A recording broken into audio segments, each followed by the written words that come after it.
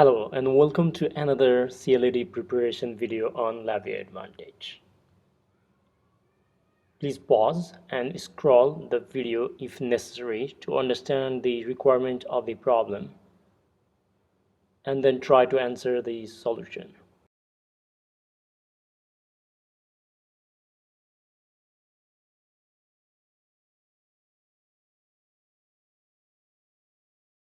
In this problem, which VI will continuously acquire and log data to a human readable text file?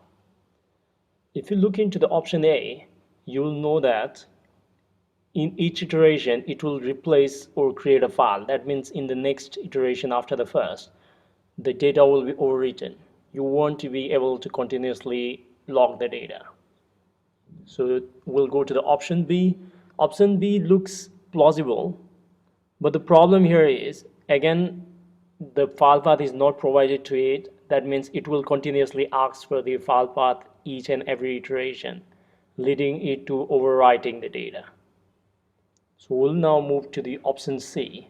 In option C, what you'll see it is the file has been created or opened outside the while loop and the ref num is passed. Basically, this means this will be the perfect answer for our application. But we'll also move to the option D and then look what is going on over there. As you can see, the requirement of the problem is the data should be logged in human readable format and not the TDMS. So the answer will be C.